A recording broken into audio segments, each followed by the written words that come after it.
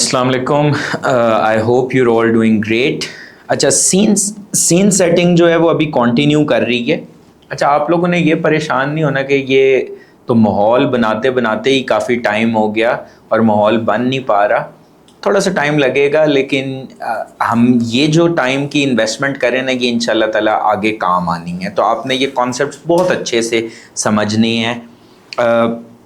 अच्छा, scene setting हम continue कर रहे हैं। हमने अश्योरेंस के जो बेसिक कॉन्सेप्ट्स थे वो लास्ट लेक्चर तक कवर कर लिए थे। आज की क्लास में हम अपना पहला जो ऑडिटिंग स्टैंडर्ड है वो कवर करने जा रहे हैं, दैट इज आइजा 200। अच्छा, आइजा 200 की ऑडिटिंग में वही हैसियत है जो अकाउंटिंग में IAS 1 या जो IFRS 18 है जिससे वो रिप्लेस होगा, उसकी हैसियत है। ये स्टैंडर्ड किस चीज़ पर डील करते हैं? Presentation of financial statements. ये स्टैंडर्ड इसके अलावा एक अदद कॉन्सेप्चुअल फ्रेमवर्क है जिसमें आप बेसिक्स ऑफ अकाउंटिंग पढ़ते हैं। एसेट क्या है, लायबिलिटी क्या है, इनकम क्या है, एक्सपेंसेस क्या है, रिकग्निशन क्राइटेरियन क्या क्या, बेसिक कॉन्सेप्ट्स। तो अगर आपसे कोई पूछे ना कि ऑडिटिंग की बेसिक्स ऑफ ऑडिटिंग वो हमने कवर करनी है, तो बेसिक्स ऑफ ऑडिटिंग याद रखिएगा कवर होंगी आइजा 200 में। आइजा क्या है? ISA, international standard on auditing. International standard on auditing. अच्छा, अब यहां पर आते हैं इस स्टैंडर्ड का। अच्छा, टाइटल भी देखें ना, वहां से भी आपको समझ आ जाता है। ओवरऑल ऑब्जेक्टिव्स, मतलब ओवरऑल ऑब्जेक्टिव्स क्या हैं ऑडिट के, and what are the general principles. Objectives भी कौन से? Overall, broad. और प्रिंसिपल्स कौन थे? जनरल प्रिंसिपल्स, जिनके तहत ऑडिट किया जाता है, जिनके तहत ऑडिट किया जाता है। तो ये बेसिकली क्या है? बेसिक्स ऑफ ऑडिटिंग या फंडामेंटल्स ऑफ ऑडिटिंग। अच्छा, अब स्टैंडर्ड का ना, जो जिस तरह अगर आप अकाउंटिंग स्टैंडर्ड रिकॉल करें तो अकाउंटिंग स्टैंडर्ड का एक फ्लो होता है। फॉर एग्जांपल, स्टैंडर्ड का ऑब्जेक्टिव क्या है, स्टैंडर्ड का स्कोप क्या है, फिर उसके बाद डेफिनेशंस आ रही होती हैं, फिर उसके बाद आपका रिकग्निशन क्राइटेरिया आ रहा होता है, मेजरमेंट आ रही होती है, फिर एंड पे डिस्क्लोजर्स आ रहे होते हैं। तो इस तरह एक पूरा फ्लो है अकाउंटिंग स्टैंडर्ड्स का। This is the flow of your accounting standards of your IFRS। Similarly ISA का भी एक पर्टिकुलर फ्लो है, और मैं आपको ओरिजिनल आइजा एक मर्तबा दिखाऊंगा इन आवर नेक्स्ट क्लास। जो हमारा नेक्स्ट लेक्चर होगा उसमें हम एक ओरिजिनल आइजा देखेंगे, ताकि हमें एक एब्सोल्यूट क्लैरिटी हो कि what does an international standard on auditing looks like. ठीक है? अच्छा, अब हम देखते हैं कि आइजा 200 ये बेसिक्स ऑफ ऑडिटिंग में वो क्या गाइडेंस प्रोवाइड कर रहे हैं। हर ऑडिटिंग स्टैंडर्ड, वैसे तो अभी आपने ऑडिटिंग स्टैंडर्ड की शक्ल नहीं देखी, वो मैं शक्ल आपको दिखाऊंगा, लेकिन कोई भी आइजा आप उठा लें तो उसके अंदर एक चीज लाजमन प्रेजेंट होगी, उसके अंदर एक चीज लाजमन प्रेजेंट होगी, and what do we call it? उसको हम बोलते हैं रिक्वायरमेंट्स। उसको हम क्या बोलते हैं? उसको हम बोलते हैं रिक्वायरमेंट्स। रिक्वायरमेंट से क्या मुराद होता है? Requirements is a technical word, so you need to understand that word. Requirements एक टेक्निकल वर्ड है, और रिक्वायरमेंट्स का मतलब क्या है कि ऑडिटर से what does the international standard on auditing require from auditor, कि ऑडिटर को क्या क्या करना है, ऑडिटर को क्या क्या काम करने हैं। तो this is basically known as requirements. तो आप कोई भी आयजा जब उठाएंगे ना, जब मैं आपको ओरिजिनल आयजा दिखाऊंगा भी, तो उसमें आप एक चीज ये देखेंगे बार बार कि उधर लिखा होता है हर स्टैंडर्ड में रिक्वायरमेंट्स की एक प्रॉपर हेडिंग होगी बोल्ड में कि auditor shall do this, auditor shall do this, auditor को ये करना चाहिए, ऑडिटर को ये करना चाहिए। तो रिक्वायरमेंट्स का ये मतलब है। अच्छा, अब हर स्टैंडर्ड के अंदर क्योंकि रिक्वायरमेंट्स हैं, तो आइजा 200 जो है उसके अंदर क्या रिक्वायरमेंट्स हैं, let us have a look. ISA 200 के अंदर 5 मेन रिक्वायरमेंट्स हैं जिनका आपको एक क्रिस्टल क्लियर आइडिया होना चाहिए। आइजा 200 के अंदर कितनी मेन रिक्वायरमेंट्स हैं? 5 मेन रिक्वायरमेंट्स हैं। और आज की क्लास का जो हमारा प्रिंसिपल एजेंडा है वो है भी यही कि हम उन 5 रिक्वायरमेंट्स को अंडरस्टैंड करें। So let us have a look at the first requirement, comply with all ISAs relevant to audit. ये किसने करना है? ये किसने करना है? ये पांचों काम किसने करने हैं? ये पांचों काम ऑफ कोर्स करने हैं ऑडिटर ने, क्योंकि आइजाज आर एप्लीकेबल। आईएफआरएस किस पे एप्लीकेबल है? मैनेजमेंट पर। तो अगर आपसे कोई पूछे कि आईएफआरएस की कंप्लायंस किसने करनी है, तो वो कंपनी ने करनी है, वो मैनेजमेंट ने करनी है, वो डायरेक्टर्स ने करनी है। अगर आपसे कोई पूछे कि आइजाज की कंप्लायंस किसने करनी है, तो याद रखिएगा आइजाज की कंप्लायंस किसने करनी है? आइजाज की कंप्लायंस करनी है ऑडिटर ने। आइजाज की कंप्लायंस किसने करनी है? ऑडिटर ने। अब इसमें जो पहली रिक्वायरमेंट है ऑडिटर के ऊपर, वो क्या है कि ऑडिटर शैल, लिखा नहीं है मैंने हर मर्तबा 1 2 3 4 5 किसी में मैंने लिखा नहीं, लेकिन 2 वर्ड्स हिडन है हर पॉइंट से पहले। वो क्या है? Auditor shall. Auditor shall comply with all ISAs relevant to audit. क्योंकि जिस तरह अगर आपने देखो ना, तो अकाउंटिंग स्टैंडर्ड्स भी बेताशा हैं। डिफरेंट स्टैंडर्ड्स डिफरेंट टॉपिक्स को डील कर रही हैं।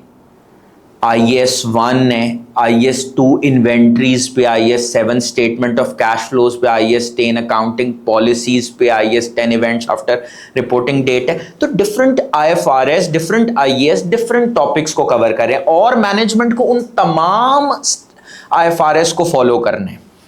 मैनेजमेंट ने उन तमाम IFRS को क्या करना है? फॉलो करना है या कंप्लाई करना है। फॉलो करना या कंप्लाई करना एक ही बात है। अच्छा, अब मैनेजमेंट ने तमाम IFRS को अप्लाई करना होता है, लेकिन उन्हीं IFRS को ऑफ कोर्स फॉलो करना होता है जो उस कंपनी की फाइनेंशियल स्टेटमेंट से रेलेवेंट है। एक कंपनी है, इमेजिन करें एक कंपनी है जिसके पास कोई इन्वेंट्री है ही नहीं, तो मेरे ख्याल में IAS 2 तो इररेलेवेंट हो जाएगा।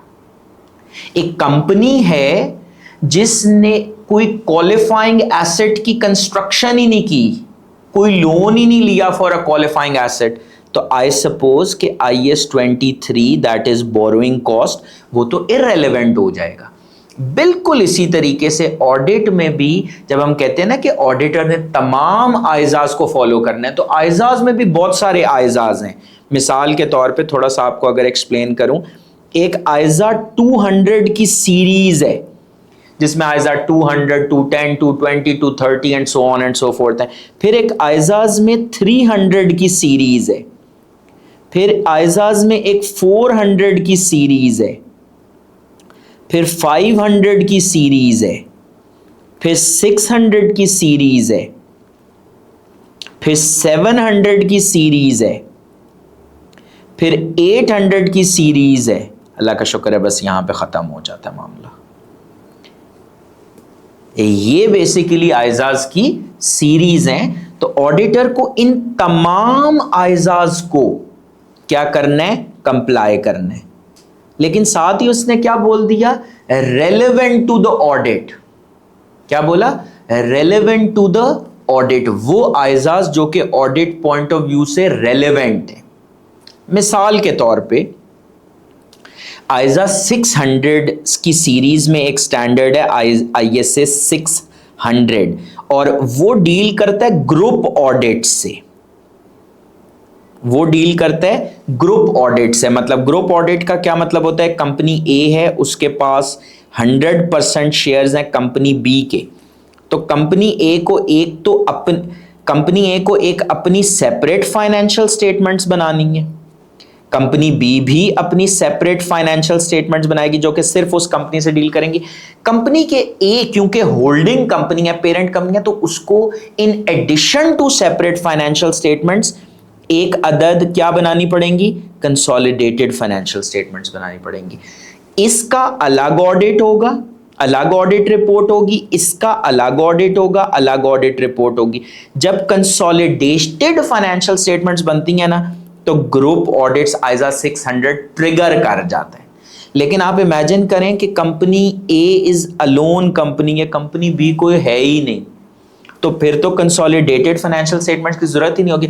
अगर कंसोलिडेटेड फाइनेंशियल स्टेटमेंट्स की जरूरत नहीं है तो फिर ISA 600 is irrelevant to the audit. तो ये बात आपने समझनी थी। ये बात अगर अभी नहीं भी समझ आई तो भी कोई परेशानी की बात नहीं है, क्योंकि ये आगे जैसे जैसे हम प्रोसीड करेंगे तो मैं आपको बताऊंगा कि ये वाला स्टैंडर्ड हर सिचुएशन में रेलेवेंट नहीं है, ये स्टैंडर्ड लिमिटेड सिचुएशंस में इसकी रेलेवेंस है। तो अच्छा, ये कोई भी रिक्वायरमेंट जो स्टैंडर्ड में जाती है ना, उसके बैक एंड पे कोई लॉजिक होता है। अगर आप थोड़ा सा जहन पे जोर डालें तो इस चीज का लॉजिक क्या है, क्यों ऑडिटर को कहा गया कि भाई तुमने कंप्लाई करने आइजाज को जो कि रेलेवेंट टू ऑडिट है। पहली बात, फॉर एग्जांपल अगर मैं आपको पाकिस्तान की मिसाल दूं तो ये रिक्वायरमेंट कंपनी लॉ में भी है, कंपनीज एक्ट के अंदर मेंशन्ड है कि auditor shall conduct audit in accordance with ISAs. तो ये तो एक मोटी बात होगी कि भाई कानून ने कहा है।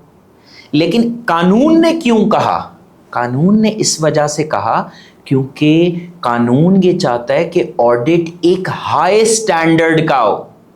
ऑडिट एक high international standards on auditing are very well designed, ताकि कल को फॉर एग्जांपल पाकिस्तान में एक ऑडिट हुआ तो उस ऑडिट के ऊपर बाहर के मुमालिक में भी रिलायंस प्लेस की जा सके। वो कहें कि भाई ये ऑडिट उन्हीं स्टैंडर्ड्स के तहत हुआ है जो कि ग्लोबली रिकॉग्नाइज्ड है, इंटरनेशनली रिकॉग्नाइज्ड है। ऑडिट रिपोर्ट की शक्ल वही हो जो दुनिया के दूसरे मुमालिक में है। तो एक हाई क्वालिटी ऑडिट के लिए को इंश्योर करने के लिए आइजाज को फॉलो करना जरूरी है। दूसरी रिक्वायरमेंट, तो दूसरी रिक्वायरमेंट क्या है, अगेन यहां पर लिखा नहीं है लेकिन असल में दो वर्ड्स हिडन है। क्या, auditor shall, auditor shall comply with all relevant ethical requirements. अच्छा जी, अब पहले समझ लेते हैं कि what is meant by ethical requirements. क्या वर्ड है, एथिकल रिक्वायरमेंट्स। एथिकल रिक्वायरमेंट्स पे जरा फोकस कीजिएगा। बेसिकली ICAP मेंबर्स हो गए, ACCA मेंबर्स हो गए, they all have to comply with a code of ethics. They all have to comply with a code of ethics. ये बहुत गलत होगा कि ऑडिटर हो लेकिन ऑडिटर अनएथिकल हो। ये बड़ा जुल्म हो जाएगा कि ऑडिटर हो और ऑडिटर अनएथिकल हो, ऐसे समझ नहीं आएगा। एक मिसाल लेते हैं। फॉर एग्जाम्पल, एक कंपनी है XYZ लिमिटेड, एक कंपनी है XYZ लिमिटेड, उसका एक अदद ऑडिटर है, से फॉर एग्जाम्पल एक हाइपोथेटिकल एग्जाम्पल दे रहा हूं, PwC। मैं फॉर एग्जाम्पल पार्टनर हूं PwC में और XYZ लिमिटेड का जो CFO है, he is my close relative. क्या है, जो CFO है वो पार्टनर का मतलब मेरा क्लोज रिलेटिव है। अच्छा, अब मुझे पता लगता है, मेरा रिश्तेदार है, मुझे पता लगता है इसने जो फाइनेंशियल स्टेटमेंट्स बनाई ना XYZ लिमिटेड की, उसमें मसले हैं। उसमें प्रॉफिट जो है, उन फाइनेंशियल स्टेटमेंट्स में प्रॉफिट दिख रहा है 1 मिलियन का, जबकि इन रियलिटी प्रॉफिट तो खाली 6 लाख का है। फाइनेंशियल स्टेटमेंट्स में ये दिख रहा है, लेकिन आईएफआरएस के हिसाब से अगर देखा जाए तो 6 लाख का है। अब देखें, ऑडिटर ने तो शेयर होल्डर्स को अश्योरेंस देनी थी कि ये फाइनेंशियल स्टेटमेंट्स ठीक हैं या नहीं। अब अगर ऑडिटर शेयर होल्डर्स को बता दे कि फाइनेंशियल स्टेटमेंट्स में तो मसला है, असल में तो प्रॉफिट इतना है, तो बहुत अच्छी बात होगी। लेकिन इससे कहीं ऑडिटर और सीएफओ के जो रिलेशनशिप्स हैं, जो पर्सनल रिलेशनशिप्स हैं, वो खराब नहीं हो जाएंगे, पर्सनल रिलेशनशिप्स बर्बाद नहीं हो जाएंगे। तो ऑडिटर क्या करे, मतलब ये partner is basically the auditor. Auditor क्या करे कि ऑडिटर आंखें बंद कर ले और कहे कि फाइनेंशियल स्टेटमेंट्स में जो कुछ है सच के सिवा कुछ नहीं है। ऑडिटर के हाँ बिल्कुल प्रॉफिट जी 1 मिलियन ही है। अब ये पर्सनल इंटरेस्ट तो ऑडिटर ने अपना प्रोटेक्ट कर लिया। मेरे पर्सनल और पब्लिक इंटरेस्ट में क्या आ गया, क्लैश आ गया। मेरा पर्सनल इंटरेस्ट क्या है कि भाई मेरे जो ताल्लुकात है सीएफओ के साथ, जो कि मेरा रिश्तेदार है, वो अच्छे रहें। अब उसको खुश करने के चक्कर में मैं पब्लिक इंटरेस्ट को डेंट कर सकता हूँ, पब्लिक इंटरेस्ट का नुकसान करा सकता हूँ। कैसे कि मैं कहूँ कि भाई ये तो सब ठीक है, हालांकि ये ठीक नहीं है। तो ये जो मैंने हरकत की कि मैंने अपने पर्सनल रिलेशनशिप्स को बचाने के लिए पब्लिक इंटरेस्ट को इग्नोर कर दिया, इस हरकत की वजह से people will call me what, कि भाई ये तो मैंने अनएथिकल हरकत की कि अपने ज़ाती फ़ायदे के लिए मैंने जो अवाम का फ़ायदा था, अवाम का नुकसान करवा दिया। और मुझे अवाम का नुमाइंदा बनाकर कंपनी में भेजा गया था कि भाई ये अवाम के इंटरेस्ट को प्रोटेक्ट करेगा। तो दैट इज़ द रीज़न कि एथिकल रिक्वायरमेंट्स को कंप्लाई करना ऑडिटर के लिए बड़ा ज़रूरी है। और इसी वजह से जो प्रोफेशनल बॉडीज़ हैं, जैसे कि एक आईफैक ने through one of its IFAC को छोड़ें अभी फॉर द टाइम बीइंग, एक कोड ऑफ एथिक्स है जो कि professional bodies like I cap, like ACCA, ये कहती हैं कि भाई हमारे मेंबर्स को इस कोड ऑफ एथिक्स को क्या करना है, फॉलो करना है, कंप्लाई करना है। ये पूरा एक चैप्टर है अलग से, this is a separate chapter, हम इसको एक्सप्लोर करेंगे। लेकिन अभी आप सिर्फ ये समझ लें कि कोई कोड ऑफ एथिक्स है जिसको ऑडिटर ने कंप्लाई करना है, ताकि ऑडिटर एक एथिकल तरीके से ऑपरेट करे। और आपको लॉजिक समझ में आ गया कि अगर ऑडिटर एथिकल नहीं होगा तो वो अपने पर्सनल इंटरेस्ट को प्रेफरेंस देगा पब्लिक इंटरेस्ट के ऊपर, पब्लिक का नुकसान करा देगा। अब अगर आप वो डायग्राम याद करें, इस डायग्राम का मैंने आपको कहा था ना, बार बार आएगी, मैनेजमेंट की जिम्मेदारी है फाइनेंशियल स्टेटमेंट्स बनाना एज पर IFRS, ऑडिटर की जिम्मेदारी है सफिशिएंट अप्रोप्रिएट ऑडिट एविडेंस हासिल करना और ऑडिट रिपोर्ट इशू करना जिसमें उसका ओपिनियन है किसको, टू द शेयर होल्डर्स। अब अगर ऑडिटर शेयर होल्डर्स को मिसगाइड कर रहा है कि भाई फाइनेंशियल स्टेटमेंट्स ठीक है जबकि वो ठीक नहीं है, तो पब्लिक इंटरेस्ट तो हर्ट हो गया ना। पब्लिक इंटरेस्ट क्या हो गया, हर्ट हो गया। ये क्यों हर्ट हुआ, because the auditor was unethical. That is why standards ने कहा कि भाई ऑडिटर का एथिकल होना बड़ा जरूरी है, ऑडिटर का एथिकल होना बड़ा जरूरी है। Let us now move on two point number 3, एक तीसरी रिक्वायरमेंट। इस रिक्वायरमेंट के भी स्टार्ट में 2 वर्ड्स छुपे हुए हैं, कौन से, ऑडिटर शैल। एक तीसरी रिक्वायरमेंट जो आयजा 200 ने ऑडिटर के ऊपर डाली वो ये है कि जी auditor shall plan and perform audit with professional scepticism.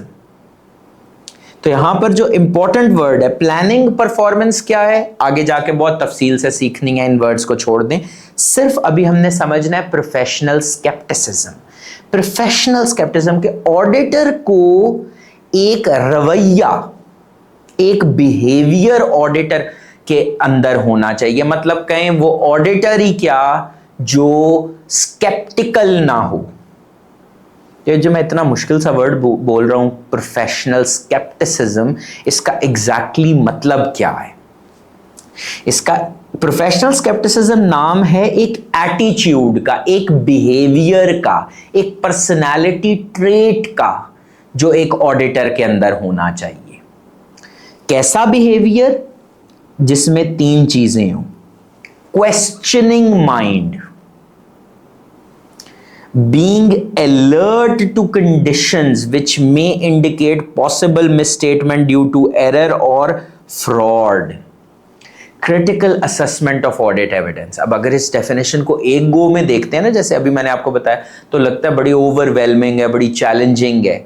असल में कुछ भी नहीं है, बिल्कुल सादा सा कॉन्सेप्ट है, जरा फोकस कीजिएगा। प्रोफेशनल स्केप्टिसिज्म नाम है एक रवैये का, एक बिहेवियर का। That includes a questioning mind. That includes a questioning mind. For example, एक कंपनी है, एक एयरलाइन कंपनी है, मिसाल के तौर पे पाकिस्तान में एक एयरलाइन कंपनी है जिसका नाम है PIA। उसके बारे में आपको पता लगे कि इसने एक फाइनेंशियल ईयर में 6 महीने अपने ऑपरेशंस क्या रखे? सस्पेंडेड रखे, मतलब 6 महीने कोई जहाज उड़ा ही नहीं। अच्छा, जब आपको फाइनेंशियल स्टेटमेंट्स दी जाएं और इस साल का रेवेन्यू पिछले साल के मुकाबले में डबल हुआ है, जबकि इस साल में जहाज 6 महीने उड़े ही नहीं थे, तो आप कहेंगे दाल में जरूर कुछ काला है। आपका क्वेश्चनिंग माइंड ट्रिगर हो जाएगा कि भाई ये कैसे हुआ कि 6 महीने जहाज उड़े ही नहीं और रेवेन्यू पिछले साल के मुकाबले में कंपनी का डबल हो गया। तो आपका एक एटीट्यूड होना चाहिए क्वेश्चनिंग माइंड का कि भाई ये कैसे हुआ, हाउ डिड दिस हैपन। एक सिनेमा है, पाकिस्तानी सिनेमा बहुत अच्छा नहीं ऑपरेट अगर कर रहा और पता लगे पूरे साल में टोटल 2 फिल्में लगी हैं और रेवेन्यू जो है वो टका के रिकॉर्ड हुआ है, तो आपका क्वेश्चनिंग माइंड आपको क्या बोलेगा? कहेंगे ये कैसे हो गया, how on earth did this happen.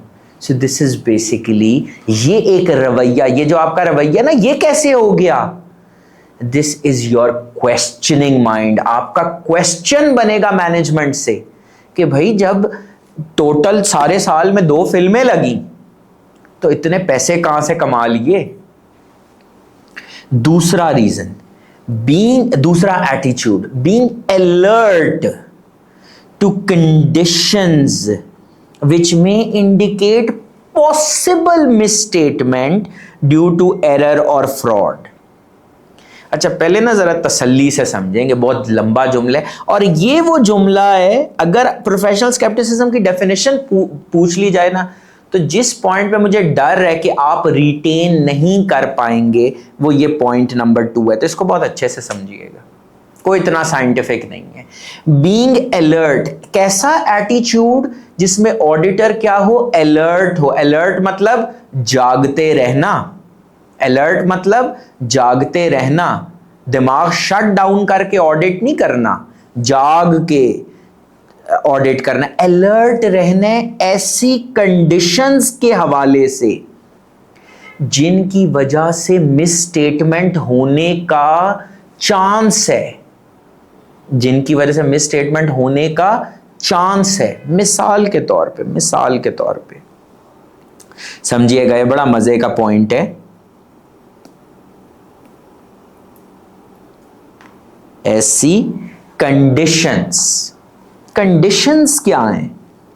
मिसाल के तौर पे आपको पता लगता है कि कंपनी लोन की नेगोशिएशन कर रही है बैंक के साथ। नेगोशिएट करने का मतलब क्या होता है? बातचीत चल रही है बैंक के साथ कि हमें प्लीज कर्जा दे दें, हमें प्लीज कर्जा दे दें। अब बैंक ने ये जो कर्जा देने का फैसला है ना, उसने कहा पहले मुझे पकड़ाओ अपनी ऑडिटेड फाइनेंशियल स्टेटमेंट्स। मैं तुम्हारी ऑडिटेड फाइनेंशियल स्टेटमेंट्स देखूंगा और फिर मैं फैसला करूंगा कि तुम्हें कर्जा देना है या नहीं देना। तुम्हें कर्जा देना है या नहीं देना, इसका फैसला कैसे करूंगा? बैंक कह रहा है पहले मुझे ऑडिटेड फाइनेंशियल स्टेटमेंट्स दिखाओ। अब आप सोचें क्या मैनेजमेंट के ऊपर कर्जा लेने का प्रेशर है? बिल्कुल है। कर्जा नहीं मिलेगा तो कंपनी चलाना मुश्किल है। तो मैनेजमेंट क्या करे? मैनेजमेंट करे ये कि फाइनेंशियल स्टेटमेंट्स में उसने जो अपनी फाइनेंशियल परफॉर्मेंस और फाइनेंशियल पोजीशन है उसको क्या शो करना होगा। अगर बैंक के सामने strong financial performance position show होगी तभी तो बैंक कर्जा देगा, क्योंकि बैंक तो ऐसी कंपनी को कर्जा देगा ना जिसका बाद में कर्जा वापस करने की भी काबिलियत हो। पता लगे ऐसी कंपनी को कर्जा दे दिया जाए जो कि बाद में फ्लॉप हो जाए, बंद हो जाए, तो बैंक का तो नुकसान होने का चांस है। तो बैंक कर्जा देता ही स्ट्रॉन्ग कंपनीज को है। वो कहते हैं ना बैंक जो है वो पैसे देता ही अमीर लोगों को है। तो अब इसमें सीन क्या होगा? इसमें सीन कुछ यूं होगा कि मैनेजमेंट कहेगी कि भाई एसेट्स को ओवरस्टेट करो, पीपी ओवरस्टेट करें, रिसीवेबल्स ओवरस्टेट करें, फेक रिसीवेबल्स बुक कर लें जो रिसीवेबल है ही नहीं। एंट्री करने में कौन से पैसे लगते हैं? Debit receivable credit sale, debit receivable credit sale, पता नहीं कौन सा रिसीवेबल, पता नहीं कौन सी सेल, ताकि इन्फ्लेटेड एग्जैजरेटेड एसेट्स हो, लायबिलिटीज छुपा लें, रेवेन्यू ओवरस्टेट कर लें, एक्सपेंसेस को अंडरस्टेट कर दें। ये तमाम काम किए तो ये क्या है? Miss statement. क्योंकि जानबूझकर की मिस स्टेटमेंट के ना दो रीजंस होती हैं। Reason number 1 error, reason number 2 fraud. Error और फ्रॉड में फर्क क्या है? नियत का। गलती से गलती हो गई, एरर। जानबूझकर फाइनेंशियल स्टेटमेंट्स में हेरा फेरी की गई, और फिल्म भी है ना इंडियन, हेरा फेरी की गई, तो वो क्या कहलाएगा? वो कहलाएगा फ्रॉड। वो कहलाएगा फ्रॉड। तो बेसिकली अगर ऑडिटर को ऐसी कोई मिसाल के तौर पर कंडीशन नजर आती है कि कंपनी जो है वो बैंक से कर्जा लेने जा रही है, तो ऑडिटर के कान खड़े हो जाने चाहिए। ऑडिटर को अलर्ट हो जाना चाहिए कि भाई अगर कर्जा लेने जा रहे हैं तो देयर आर चांसेस कि ये फाइनेंशियल स्टेटमेंट्स को मटेरियली मिसस्टेट कर रहे होंगे, ये फाइनेंशियल स्टेटमेंट्स को फ्रॉडुलेंटली मिसस्टेट कर रहे होंगे, ताकि बैंक को क्या कर सकें? बैंक को मिसलीड कर सके, मिसगाइड कर सके कि भाई हमारी तो पोजीशन बड़ी स्ट्रॉन्ग है, ताकि बैंक कर्जा दे दे। तो कंडीशन क्या है? अगर आपसे कोई पूछे कि ये जो जी लोन की नेगोशिएशन चल रही है, तो आपने ऐसी कंडीशंस के हवाले से क्या रहने? मोहतात रहने। अलर्ट मतलब मोहतात रहिएगा कि ऐसी कंडीशंस में लीड टू मिसस्टेटमेंट, ऐसी कंडीशंस में लीड टू पॉसिबल मिसस्टेटमेंट। अच्छा, प्रोफेशनल स्केप्टिसिज्म नाम है एक ऐसे एटीट्यूड का जिसमें ऑडिट एविडेंस की क्या चाहिए? जिसमें ऑडिट एविडेंस की चाहिए क्रिटिकल असेसमेंट। अच्छा, क्रिटिकल असेसमेंट का वैसे अगर उर्दू में तर्जुमा करूं ना तो इसको कहते हैं तनकीदी जायजा। जैसे ऑपोजिशन पार्टीज होती हैं, गवर्नमेंट कुछ भी कर ले वो उनके काम पे तनकीद कर रही होती हैं। गवर्नमेंट कुछ भी कर ले वो उनके काम पे क्या कर रही होती हैं? तनकीद कर रही होती हैं। इसको कहते हैं क्रिटिकल असेसमेंट। तो आपने ऑडिट एविडेंस की क्या करनी है? Critical assessment. मतलब अंधे होकर एविडेंस पर, प्रूफ पे भरोसा नहीं करना। अच्छा, पहले तो ये मैं भूल ही गया, हमें तो यही नहीं पता ऑडिट एविडेंस क्या है। नहीं, हमें थोड़ा थोड़ा पता है। मिसाल के तौर पे ऑडिट एविडेंस क्या है? ऑडिट एविडेंस बेसिकली नाम है, सिंपल वर्ड्स में अभी समझते हैं, प्रूफ का। फॉर एग्जाम्पल कोई आपको आके बताता है कि जी मैंने इतने मैनेजमेंट करके मैंने इतने रुपए की सेल की, तो आप उससे क्या कहेंगे? आप कहेंगे भाई मुझे रसीद दिखाओ। रसीद को कहते हैं सेल्स इनवॉइस। कोई आपका दोस्त आपको आके बताता है मैंने बेकरी से 1000 रुपए की चीजें ली, आपके पास क्या प्रूफ है कि उसने 1000 रुपए की? आप उसको कहेंगे मुझे जरा रसीद दिखाओ। तो आपको पता लग जाएगा हाँ वाकई रसीद पे 1000 रुपए आ रहे हैं, इसने 1000 रुपए की वो ली, चीजें ली। लेकिन आपने उस एविडेंस को क्या करना है? क्रिटिकली असेस करना है। आपने उस एविडेंस को क्या करना है? क्रिटिकली असेस करना है।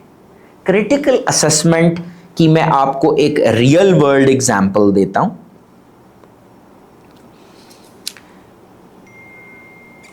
कैलिब्री फॉन्ट, पाकिस्तान वालों के लिए तो कैलिब्री फॉन्ट जो है वो रियल वर्ल्ड एग्जांपल है। एक कतरी खत था, उस पे सवाल किसी साइंसदान ने कितना जबरदस्त उठाया। उन्होंने कहा कि ये खत पे जो डेट आ रही है, ये जो खत पे जो डेट आ रही है और खत में जो फॉन्ट स्टाइल यूज हुआ है, इस तारीख पे तो ये फॉन्ट स्टाइल एग्जिस्ट ही नहीं करता था। क्या कमाल का क्रिटिकल असेसमेंट की एविडेंस की कि भाई किसी ने कहा खत तो मौजूद है, उन्होंने कहा खत बिल्कुल मौजूद है, लेकिन जिस फॉन्ट में है ये फॉन्ट तो उस डेट पे एग्जिस्ट ही नहीं करता था। इसको कहते हैं चीजों का तनकीदी जायजा लेना।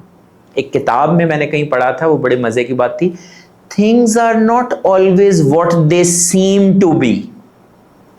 ये तो जरा फिर भी पढ़ी लिखी बात है। आपने ये वाला प्रोवर्ब जरूर किसी ना किसी छोटी क्लास में पढ़ा होगा, डोंट जज a book by its cover. तो क्रिटिकल असेसमेंट ऑफ एविडेंस बिल्कुल ऐसे ही है। क्रिटिकल असेसमेंट ऑफ एविडेंस बिल्कुल इसी तरीके से है। एक ऑडिट में, फोरेंसिक ऑडिट था खैर वो, वैसे उसमें क्या हुआ कि रसीदें हमने देखी और रसीदें थी खाने की। अच्छा, वो खाना क्या था? उसमें मेन्यू, उसमें लिखा हुआ था कि जी चिकन कढ़ाई ली गई है। अच्छा, किसी साइंसदान ऑडिटर था, उस पे चिकन कढ़ाई मेंशन्ड थी और पैसे मेंशन्ड थे। अच्छा, ऑडिटर ने क्या कहा? ऑडिटर ने कहा ये कैसे हो सकता है कि इतनी मसालेदार चिकन कढ़ाई खाई हो और साथ पेप्सी ना पियो, कोक ना पियो। यहां से उसका जो स्केप्टिसिज्म है वो जागा और उसने क्या किया? उसने कहा कि ये जो रसीद है इस पे होटल का, रेस्टोरेंट का नंबर आ रहा है, उस पे ना फोन करके पूछते हैं।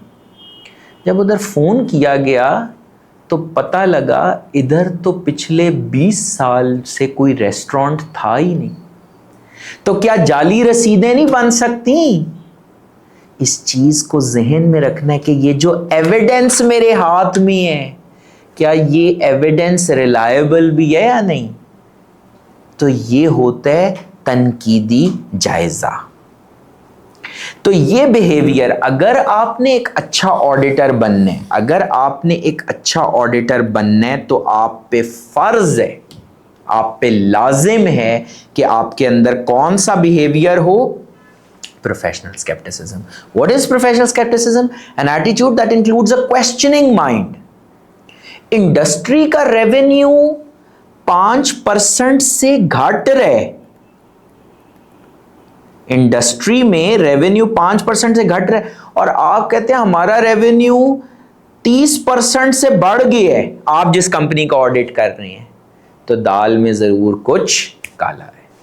अलर्ट रहना, जागते रहना। किस हवाले से? उन कंडीशंस के हवाले से जिसकी वजह से मिसस्टेटमेंट हो सकती है, और मिसस्टेटमेंट दो वजह से हो सकती है, एरर या फ्रॉड की वजह से। तीसरा reason, critical assessment of evidence. तो हमने ये 3 बातें देख ली कि ऑडिटर ने जब ऑडिट करना है तो दिमाग शट डाउन करके नहीं, बल्कि स्केप्टिकल एटीट्यूड मेंटेन करके। चौथी चीज क्या है कि ऑडिटर ने एक्सरसाइज करना है। क्या एक्सरसाइज करनी है? Professional judgement. जब ऑडिट किया जाए तो ऑडिटर ने क्या करनी है? प्रोफेशनल जजमेंट एक्सरसाइज करनी है। अच्छा, जजमेंट प्रोफेशनल जजमेंट को बहुत साइंटिफिक कॉन्सेप्ट नहीं है। अच्छा, ऑडिट में ना बहुत जगहों पे ऐसे होगा कि नाम बड़े फैंसी, बड़े कॉम्प्लिकेटेड से होंगे, तो आपने घबराना नहीं है। आपने एक चीज ज़हन में रखनी है, सब कुछ कॉमन सेंस बेस्ड है, सब कुछ लिटरली कॉमन सेंस बेस्ड है। जजमेंट, मौसम जरा बादल छाए हुए हों तो आप अपने एक अंदाजा ही लगाते हैं ना कि छतरी ले जाऊं या ना लेके जाऊं, तो आपने अपनी जजमेंट की बेसिस पे ही फैसला किया ना। कई जगहों पर रोड पे स्पीड लिमिट्स डिफाइंड होती हैं, लेकिन कई जगहों पर जब रोड पे आगे काम हो रहा होता है तो क्या लिखा होता है, एहतियात कीजिएगा, रफ्तार, अपनी गाड़ी की रफ्तार को मुनासिब रखिएगा। अब मुनासिब क्या रफ्तार है, ये आप अपनी जजमेंट इस्तेमाल करके फैसला करते हैं। बात थोड़ी बहुत समझ में आ रही है, ये है जजमेंट। तो ऑडिटिंग स्टैंडर्ड्स भी बनाते हुए जो स्टैंडर्ड सेटर्स थे, मतलब जिन्होंने स्टैंडर्ड्स बनाए, उन्होंने कहा कि भाई हम दुनिया की हर पॉसिबल सिचुएशन नहीं कवर कर सकते स्टैंडर्ड्स के अंदर। दुनिया में इतनी सारी कंपनीज हैं, हर कंपनी के यूनिक सरकमस्टेंसेस हैं, यूनिक सिचुएशंस हैं, हम सारी सिचुएशंस को कवर नहीं कर सकते। तो हम एक ब्रॉड गाइडेंस दे देते हैं, हम एक ब्रॉड गाइडेंस दे देते हैं जिसको फिर ऑडिटर अपनी जजमेंट के हिसाब से मुनासिब तरीके से अप्लाई कर ले। तो ये वो कॉन्सेप्ट है जिसका आपने पूरे ऑडिट में, दुनिया का कोई भी ऑडिट हो, ये हो नहीं सकता कि ऑडिटर को जजमेंट ना अप्लाई करनी पड़े। अब जजमेंट दरअसल है क्या, और ये सिर्फ जजमेंट नहीं है। ये कौन सी जजमेंट है, जजमेंट से पहले एक अदद एडजेक्टिव लगा हुआ है जिसको कहते हैं प्रोफेशनल जजमेंट। तो प्रोफेशनल जजमेंट ऑडिटर ने एक्सरसाइज करनी है। तो प्रोफेशनल जजमेंट एक्चुअली है क्या? प्रोफेशनल जजमेंट है एप्लीकेशन, प्रोफेशनल जजमेंट नाम है एप्लीकेशन का of relevant knowledge, training, experience within the context provided by auditing standards, accounting standards, ethical standards, in making informed decisions about courses of action that are appropriate in the circumstance of an audit engagement। दिल बैठ गया, एकदम से होगा कि ये definition कैसे समझ में आएगी। एक तरीका याद रखना है आपने, जब भी दिल बैठे तो आपने उस डेफिनेशन को, उस कॉन्सेप्ट को तोड़ना है पहले टुकड़ों में। अलग अलग टुकड़ा समझेंगे और फिर जब अलग अलग टुकड़े समझ लेंगे तो फिर उस पूरे कॉन्सेप्ट को इकट्ठा पढ़ के समझने की कोशिश करेंगे कि शायर उस शेर में क्या कहना चाह रहे हैं। Application of relevant knowledge, training, experience. अगर आप अपने सीए के एग्जाम्स देखें, सीसीए के एग्जाम्स देखें, तो उसके अंदर आप क्या कर रहे होते हैं, आप पर्चे पास कर रहे होते हैं, एग्जाम्स पास कर रहे होते हैं ताकि आपके पास नॉलेज आ जाए। फिर आर्टिकलशिप, प्रैक्टिकल एक्सपीरियंस की रिक्वायरमेंट है आपकी, वहां पर ट्रेनिंग होती है, एक्सपीरियंस होता है, वो मिला जुला के। अच्छा, अब आपने वो जो नॉलेज हासिल की पेपर्स पास करके, जो आपने ट्रेनिंग और एक्सपीरियंस के थ्रू प्रैक्टिकल एक्सपीरियंस हासिल किया, with in the context provided by standards. अब ऑडिट करते हो ना, 3 टाइप के स्टैंडर्ड्स रेलेवेंट हैं। एक ऑडिटिंग स्टैंडर्ड्स, एक अकाउंटिंग स्टैंडर्ड्स और एक ethical standards. Auditing standards, ethical standards और अकाउंटिंग स्टैंडर्ड्स, दो के अकाउंटिंग स्टैंडर्ड्स को कंप्लाई करने की जिम्मेदारी मैनेजमेंट की है, अकाउंटिंग स्टैंडर्ड्स को कंप्लाई करने की जिम्मेदारी मैनेजमेंट की है, लेकिन ऑडिटर को पता तो होना चाहिए ना अकाउंटिंग स्टैंडर्ड्स का कि उनमें गाइडेंस क्या मौजूद है। अगर ऑडिटर को खुद ही सोचें, अगर ऑडिटर कहे मुझे IFRS नहीं आते, तो वो ऑडिट कैसे करेगा? वो ये कैसे बताएगा? एक ऑडिटर जो ये कह दे, एक ऑडिटर जो ये बात कर दे कि जी मुझे अकाउंटिंग स्टैंडर्ड्स नहीं आते, वो ये कैसे बताएगा कि फाइनेंशियल स्टेटमेंट्स IFRS के बराबर हैं या नहीं है? वो नहीं बता सकता। I hope I am making some sense.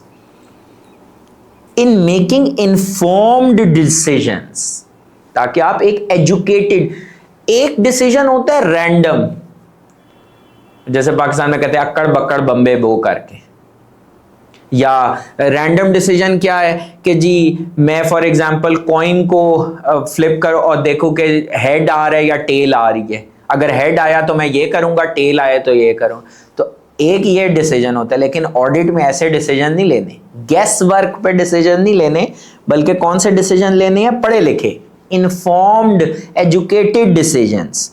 किस हवाले से, about the courses of action that are appropriate in the circumstances of an audit engagement, कि हमने एक पर्टिकुलर ऑडिट एंगेजमेंट में क्या डिसीजन लेने।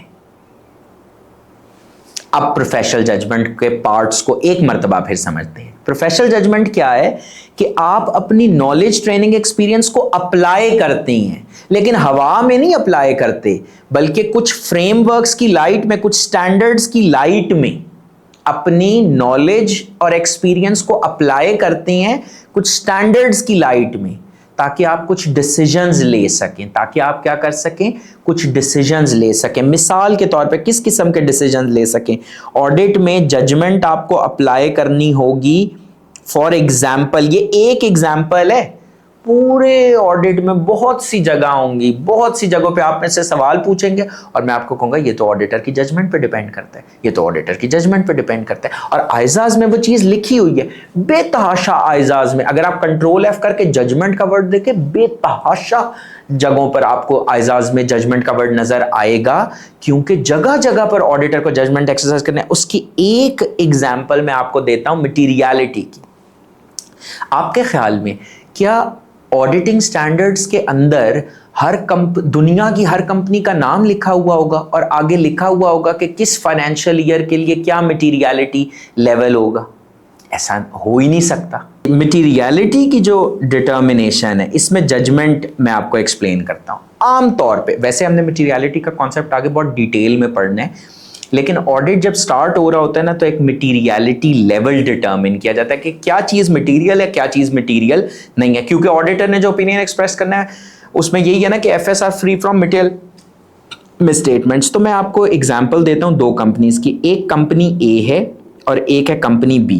कंपनी ए का प्रॉफिट है 5,000 रुपये और कंपनी बी का प्रॉफिट है 5 लाख रुपए।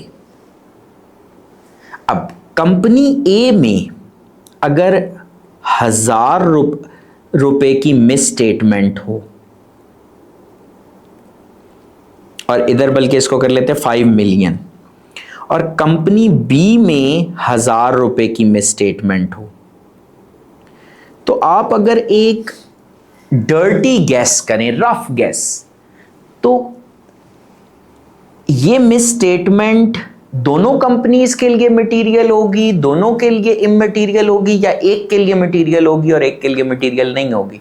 तो जवाब है ये 1,000 रुपए की मिस स्टेटमेंट कंपनी ए के लिए तो मटेरियल होगी, क्योंकि 5,000 में से 1,000 रुपए का प्रॉफिट गलत है, मतलब 20% ही गलत है।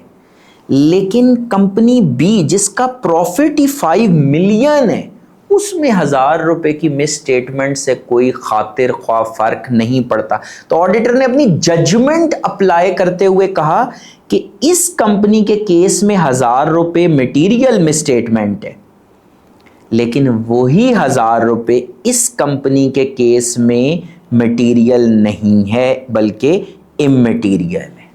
आपने देखा कि आपकी जजमेंट आपने अप्लाई की, आपकी अप्लाई की हुई जजमेंट की बेसिस पे आपने कहा कि मटेरियल है या नहीं है। तो आपने क्या कहा, आपने एक ऑडिट एंगेजमेंट थी कंपनी ए की, उसमें आपका डिसीजन क्या था कि भाई ये मटेरियल मिस स्टेटमेंट है। दूसरी ऑडिट एंगेजमेंट थी कंपनी बी की, उसमें आपने कहा ये मटेरियल नहीं बल्कि ये इमटेरियल मिस स्टेटमेंट है।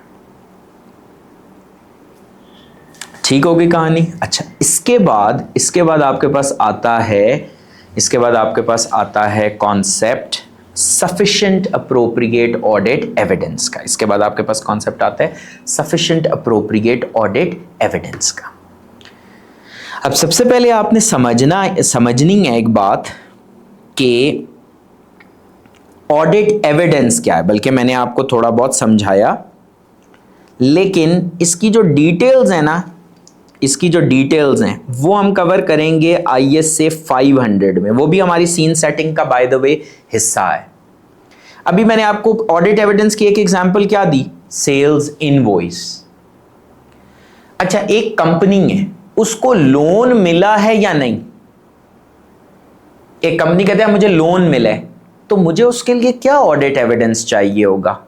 फॉर एग्जाम्पल, मुझे उसके लिए जो अग्रीमेंट हुआ है, उसका कंपनी का जो अग्रीमेंट हुआ है बैंक के साथ, जिसको मैं लोन अग्रीमेंट या लोन कॉन्ट्रैक्ट कह सकता हूं, वो मैं देखूंगा और उसकी बेसिस पे मैं कहूंगा कि हाँ भाई ये एग्रीमेंट एग्जिस्ट करता है, तो ये loan agreement is an example of an audit evidence.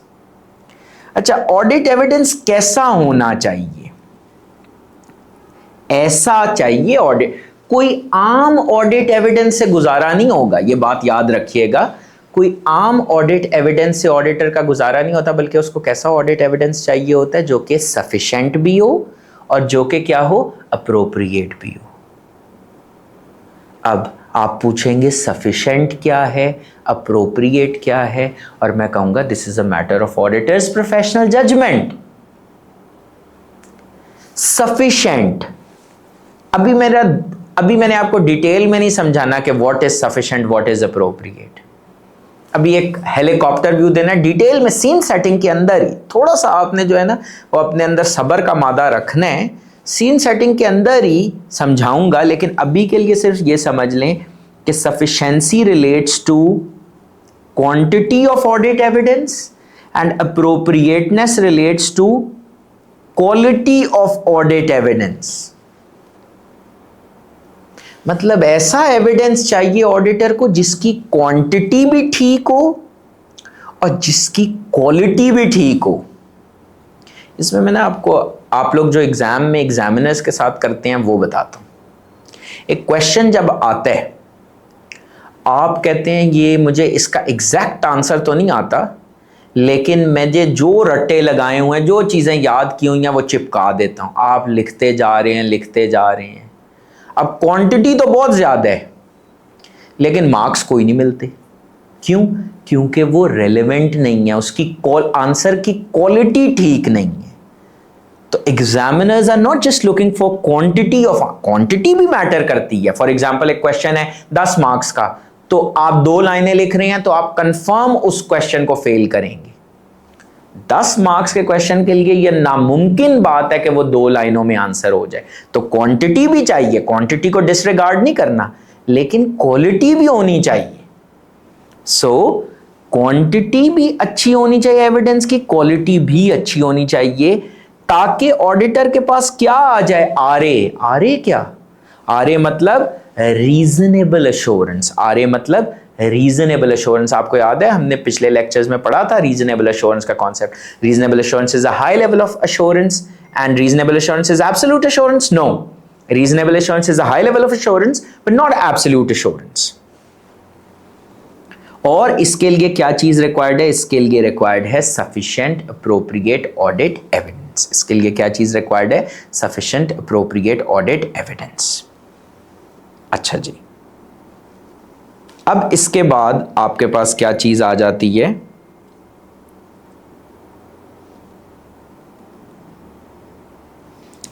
इसके बाद आपके पास आता है कॉन्सेप्ट। यहां पर हमारी ये जो 5 रिक्वायरमेंट्स हैं ना, ये क्लियर होते हैं। मतलब ऑडिटर को आइजाज कोड ऑफ एथिक्स को कंप्लाई करना है, प्रोफेशनल जजमेंट एक्सरसाइज करनी है, प्रोफेशनल स्केप्टिसिज्म एक्सरसाइज करना है, और सफिशिएंट अप्रोप्रिएट ऑडिट एविडेंस हासिल करना है, so that the auditor has reasonable assurance. So that the auditor has reasonable assurance. अच्छा, इसी कॉन्सेप्ट को जरा आगे लेके चलता हूं। आप लोग अच्छे हैं कि आपने पूछा नहीं पहले, और पूछते भी तो मेरा क्या जवाब होना था? मैंने कहना था कि आगे जाके पढ़ाऊंगा। तो अब वो वक्त आ गया है जब मैं आपको एक बात बताऊं कि और सवाल ये बनता है कि ऑडिटर रीजनेबल एश्योरेंस क्यों देता है, एब्सोल्यूट एश्योरेंस क्यों नहीं देता ऑडिटर? सवाल ये है कि ऑडिटर रीजनेबल एश्योरेंस क्यों देता है, ऑडिटर एब्सोल्यूट एश्योरेंस क्यों नहीं देता? अच्छा, इसका अगर मैं बिल्कुल एक बेढंगा सा ले मैन आंसर आपको बताऊं ना, तो मैं कहूं कौन सा प्रोफेशनल है जो एब्सोल्यूट एश्योरेंस का मतलब क्या है? गारंटी। क्या डॉक्टर मरीज की जिंदगी के बारे में कभी गारंटी देते? क्या इंजीनियर किसी बिल्डिंग के बारे में कभी गारंटी देते? क्या लॉयर कभी गारंटी देते? मैं आपको गारंटी देता हूं कि आप यह केस जीतेंगे। तो जब और प्रोफेशनल्स गारंटी नहीं देते तो ऑडिटर क्या मतलब कोई ज्यादा गुनाहगार है कि उसके ऊपर आप एक मुश्किल रिस्पॉन्सिबिलिटी डालेंगे? नहीं, आप तो गारंटी दें कि फाइनेंशियल स्टेटमेंट्स में कोई मिटेल में स्टेटमेंट नहीं है। ये है एक बेढंगा सा ले मैन आंसर। लेकिन आपको पता है, अल्लाह का शुक्र है, कोई भी चीज़ बेढंगे तरीके से तो चल नहीं रही है, सब कुछ डिटेल में एविडेंस के साथ, लॉजिक के साथ हो रहा है। तो यहां पर हम टेक्निकल रीजंस एक्सप्लोर करेंगे, यहां पर हम टेक्निकल रीजंस एक्सप्लोर करेंगे कि ऑडिटर रीजनेबल एश्योरेंस क्यों देता है और एब्सोल्यूट एश्योरेंस क्यों नहीं देता। उसका जवाब है इनहेरेंट लिमिटेशंस ऑफ ऑडिट। कुछ इनहेरेंट लिमिटेशंस हैं ऑडिटिंग प्रोसेस की, विच मीन्स कि ऑडिटर के लिए ये मुमकिन ही नहीं है। फॉर एग्जाम्पल एक इंसान है, उसको मैं कहूं कि आप उड़ क्यों नहीं रहे, तो ये इंसान की इनहेरेंट लिमिटेशन है। फॉर्मूला 1 रेसिंग कार, एक एंकर थी जिसने बनाई फॉर्मूला 1 रेसिंग कार, उसको बिठा के पूछ रही है कि अभी तक इसमें एक ही बंदा बैठ सकता है, 2 बंदे नहीं बैठ सकते। और जो गेस्ट था वो सर पकड़ के बैठ गया, उसके एक्सप्रेशंस देखने वाले थे। इट वाज लाइक कि फॉर्मूला 1 रेसिंग कार का मतलब ही ये है कि उसमें एक ही बंदा बैठ सकता है, मतलब उसकी ये एक इनहेरेंट लिमिटेशन है कि उसमें एक ही बंदा बैठ सकता है। तो इसको क्या बोलते हैं? Inherent limitations of audit. तो ऑडिट की भी इसी तरह से कुछ इनहेरेंट लिमिटेशंस हैं। Elephants can't fly, it is their inherent limitation. Humans can't fly, it is their inherent limitation. Inherent मतलब होता है वो, जैसे होता है ना इनहेरिटेंस से, कि ये तो बाय नेचर ही एक इम्पॉसिबल चीज है। तो ऑडिट की भी कुछ इनहेरेंट लिमिटेशंस हैं, जिसका मतलब क्या है? The auditor is not expected to and cannot reduce audit risk to zero and cannot therefore obtain absolute assurance. Auditor से ना तो उम्मीद है, और अगर कोई उम्मीद करता भी है तो करता रहे। वैसे तो ऑडिटर से ये उम्मीद रखनी ही नहीं चाहिए, लेकिन अगर कोई रखता भी है ना ये उम्मीद, तो रखता रहे। ऑडिटर चाह कर भी एब्सोल्यूट एश्योरेंस नहीं दे सकता, मतलब इन अदर वर्ड्स वो ऑडिट रिस्क को जीरो नहीं कर सकता। आपको याद है रीजनेबल एश्योरेंस का कॉन्सेप्ट एक्सप्लेन करते हुए, जब हम रीजनेबल एश्योरेंस का कॉन्सेप्ट डिस्कस कर रहे थे, तो उस कॉन्सेप्ट को डिस्कस करते हुए मैंने एक बात की थी कि reasonable assurance is, say for example, a high confidence level. वो स्टैटिस्टिक्स के कॉन्सेप्ट से मैंने आपके लिंक किया था, a high confidence level. Say for example, जब ऑडिटर कहते हैं ना कि FS is equal to IFRS in all material respects, तो ऑडिटर का कॉन्फिडेंस लेवल 100% नहीं है, क्योंकि 100% होगा तो एब्सोल्यूट एश्योरेंस में आएगा। ऑडिटर का कॉन्फिडेंस लेवल है एक्चुअली, से for example 95%। Auditor is 95% confident कि एफएस और आईएफआरएस आपस में बराबर है। मतलब 5% का मार्जिन ऑफ एरर एग्जिस्ट करता है। 5% ऑडिटर कॉन्फिडेंट नहीं है, और इसी के लिए एक मोटा सा वर्ड है जो कि अभी डिटेल में डिस्कस नहीं करूंगा, बट उसको क्या कहते हैं? Audit risk. And audit risk, do you think audit is zero हो सकता है? अगर ऑडिट रिस्क इसको मैं जीरो कर दूं तो फिर एश्योरेंस लेवल कितना होगा? 100%। और ये पॉसिबल नहीं है, क्योंकि एब्सोल्यूट एश्योरेंस का कॉन्सेप्ट एग्जिस्ट ही नहीं करता, क्योंकि एब्सोल्यूट एश्योरेंस का कॉन्सेप्ट एग्जिस्ट नहीं करता।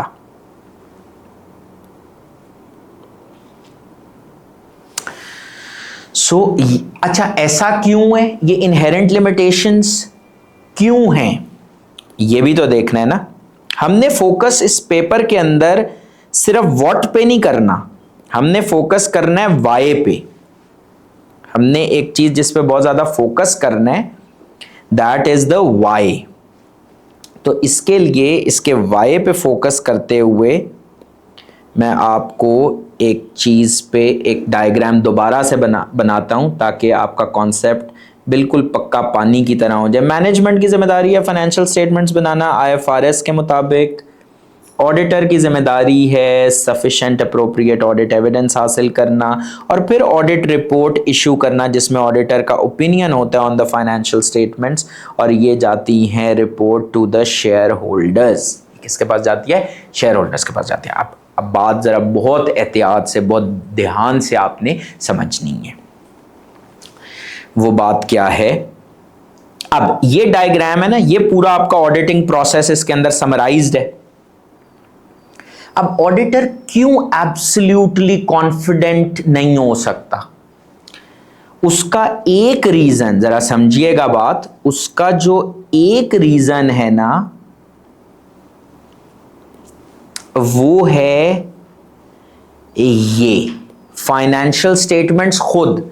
ये जो फाइनेंशियल स्टेटमेंट या फाइनेंशियल रिपोर्टिंग की नेचर है, खसलत है, वही कुछ इस किस्म की है कि आप 100% श्योर नहीं हो सकते। मिसाल के तौर पे फाइनेंशियल स्टेटमेंट्स में जगह जगह पर क्या यूज होते हैं? एस्टिमेट्स, अंदाजे। यूजफुल लाइफ है तकरीबन 5 साल, प्रोविजन तकरीबन 1 लाख की। तो ये क्या है? ये provisions, useful life, even net realisable value, all of these are examples of accounting estimates जिसके बारे में मैनेजमेंट जो फाइनेंशियल स्टेटमेंट बनाने के लिए जिम्मेदार है वो खुद श्योर नहीं है कि ये 100% एक्यूरेट हैं या नहीं। तो ऑडिटर कैसे गारंटी दे दे कि फाइनेंशियल स्टेटमेंट्स 100% श्योर है? ऑडिटर क्यों गारंटी नहीं दे पा रहा? बिकॉज फाइनेंशियल रिपोर्टिंग की नेचर ही ऐसी है कि उसमें एस्टिमेट्स हैं, उसमें जजमेंट्स इन्वॉल्व हैं, उसमें सब्जेक्टिविटी है। क्रिप्टो करेंसी की अकाउंटिंग कैसे करनी है, इंटरप्रिटेशंस डिफरेंट मामलात में इन्वॉल्व होती हैं। तो इस वजह से ये जो जजमेंट का एलिमेंट है ना, इसकी फाइनेंशियल रिपोर्टिंग की नेचर ही ऐसी है कि उसमें estimates, judgement, subjectivity, interpretation involve है, जिसकी वजह से गारंटी देना पॉसिबल नहीं है। दूसरा रीजन है ऑडिट प्रोसीजर्स की नेचर ऑफ ऑडिट प्रोसीजर्स। दूसरा रीजन क्या है? दूसरा रीजन है sir nature of audit procedures. Nature of audit procedure से क्या मुराद है? मुझे एक चीज बताएं कि ऑडिटर ने जो एविडेंस लेना है उसके लिए, फॉर एग्जांपल ऑडिटर को चाहिए रसीद किसने देनी है? मैनेजमेंट ने। तो क्या मैनेजमेंट आपसे इंफॉर्मेशन छुपा नहीं सकती? और ऑडिटर है, कोई पुलिस इंस्पेक्टर नहीं है कि मैनेजमेंट के दराजों में जाके चीजें ढूंढना शुरू कर दे, उनके लैपटॉप्स कॉन्फिस्केट कर ले, उठा ले, सीज करके भाग जाए। ऐसा नहीं होता। ऑडिटर डिपेंडेंट है मैनेजमेंट के ऊपर for the provision of information. तो अगर मैनेजमेंट पूरी इंफॉर्मेशन ही नहीं प्रोवाइड कर रही ऑडिटर को, अगर मैनेजमेंट पूरी इंफॉर्मेशन ही नहीं प्रोवाइड कर रही ऑडिटर को, तो फिर ऑडिटर कैसे श्योर हो सकता है? इस वजह से प्रोसीजर्स में भी क्योंकि मैनेजमेंट पर डिपेंडेंसी है एंड मैनेजमेंट में कंसील इंफॉर्मेशन, में hide information from the auditor, तो इस वजह से भी ऑडिटर सफिशिएंट, इस वजह से भी ये एक इनहेरेंट लिमिटेशन ऑफ ऑडिट है जिसकी वजह से गारंटी देना ऑडिटर के बस की बात नहीं है। फिर आपके ख्याल में ऑडिटर क्या जो काम करता है, ऑडिटर क्या जो ऑडिट करता है, उसके लिए ऑडिटर जो है वो एक 100% टेस्टिंग करता है?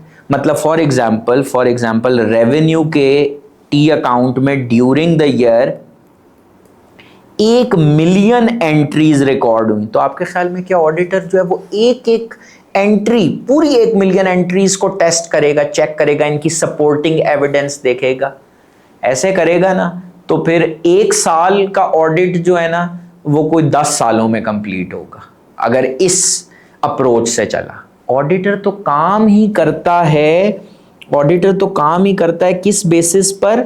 सैंपल बेसिस पे। इस 1 मिलियन में से फॉर एग्जांपल कोई 1000 ट्रांजैक्शंस, कोई 500 ट्रांजैक्शंस, कोई 500 एंट्रीज उठाई, उनको सपोर्टिंग डॉक्यूमेंट से मैच किया, अगर वो ठीक है तो उसकी बेसिस पे का फिर बाकी भी ठीक ही होगा। आपके ख्याल में अगर 1 मिलियन में से 500 एंट्रीज तो टेस्ट कर ली, तो जो रिमेनिंग अनटेस्टेड आइटम्स हैं क्या उनमें मिसस्टेटमेंट नहीं हो सकती? हो सकती है। तो फिर मैं गारंटी कैसे दे दूं कि फाइनेंशियल स्टेटमेंट्स में कोई मटेरियल मिसस्टेटमेंट नहीं है? गारंटी नहीं दे सकता, गारंटी की उम्मीद ना रखें। और अगर ऑडिटर इस तरह करना शुरू करेगा ना तो देखें, एक बैलेंस भी तो अचीव करना है ना between cost and timeliness of financial reporting. अगर ऑडिटर इस अप्रोच पे निकला कि मैं 100% टेस्टिंग करता हूं, तो फिर फॉर एग्जांपल अगर फाइनेंशियल ईयर 2026 का ऑडिट है तो वो तो मेरे ख्याल में जाके फाइनेंशियल ईयर 2030 में कंप्लीट होगा। तब जाके शेयर होल्डर्स को पता लगेगा कि फाइनेंशियल ईयर 2026 में क्या किया था मैनेजमेंट ने। तो शेयर होल्डर्स कहेंगे बड़ी देर कर दी तुमने मेहरबान आते आते। So there has to be a balance between time and cost, and these are primarily the inherent limitations of the audit process। और इसी वजह से कहते हैं this is because of inherent limitations of audit leading to most audit evidence being persuasive rather than conclusive। ज्यादातर evidence जो आपको auditing process में मिलता है ना वो आपको कन्विंस तो कर सकता है लेकिन हतमी नहीं होता, गारंटी नहीं होती। बहुत से लोगों ने जाली सर्टिफिकेट्स बना लिए कोविड वैक्सीन के, वैक्सीन कोई नहीं लगवाई, जाली सर्टिफिकेट बनवा लिए। अब वो डिफरेंट जगहों पर जाते हैं, वो दिखाते हैं कि जी ये देखे ये सर्टिफिकेट है कोविड का, वो इंस्पेक्टर या जो भी बंदा देख रहा है उसको वो कहते हैं हाँ सर्टिफिकेट तो मौजूद। उस सर्टिफिकेट को देख के वो कन्विंस हो जाता है। परसुएसिव का मतलब होता है कन्विंसिंग। परसुएसिव का मतलब क्या होता है? कन्विंसिंग। वो कन्विंस हो जाता है कि हाँ ठीक है सर्टिफिकेट के हिसाब से तो लग रहा है। या जिस तरह शनाख्ती कार्ड पे उम्र बहुत मर्तबा होता है, शनाख्ती कार्ड देखते हैं तो उम्र है 20 साल और वही बंदा खुद कह रहा होता है नहीं मेरी असल उम्र तो 25 साल है या 23 साल है। तो लेकिन प्रिवेल क्या करती है शनाख्ती कार्ड वाली उम्र, तो उसको देख के वो कन्विंस हो जाता है, लेकिन वो क्या है हतमी नहीं है, फाइनल नहीं है, एब्सोल्यूट नहीं है। और ऐसा क्यों है? बिकॉज ऑफ दीज फैक्टर्स जो मैंने आपसे डिस्कस किए कि फाइनेंशियल रिपोर्टिंग की नेचर ही ऐसी है। मैनेजमेंट खुद नहीं श्योर हो सकती, मैनेजमेंट खुद लिख रही होती है कि भाई ये एस्टिमेट्स यूज हुए in the preparation of financial statements, और जो एक्चुअल रिजल्ट्स हैं वो इन एस्टिमेट से क्या हो सकते हैं, फर्क हो सकते हैं। प्रोसीजर्स की नेचर ऐसी है, आपकी डिपेंडेंसी तो मैनेजमेंट के ऊपर है।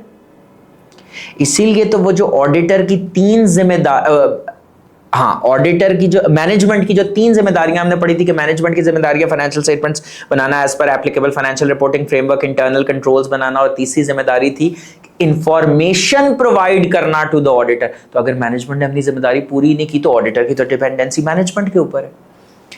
तीसरी चीज timeliness of financial reporting and balance between benefit and cost. अगर ऑडिटर ऑडिट करता रहेगा और रिपोर्ट जो है वो 4 साल बाद इशू करेगा तो उस रिपोर्ट का कोई फायदा नहीं है।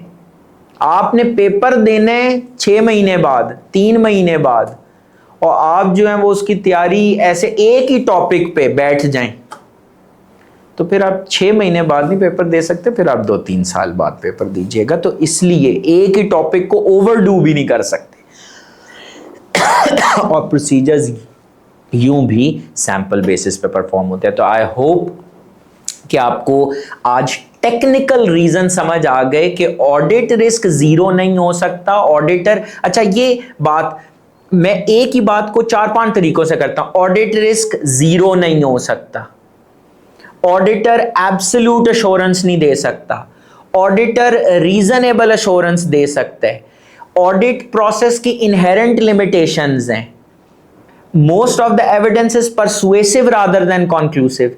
ये 5 बातें मैंने की, 5 बातों का एक ही मतलब है।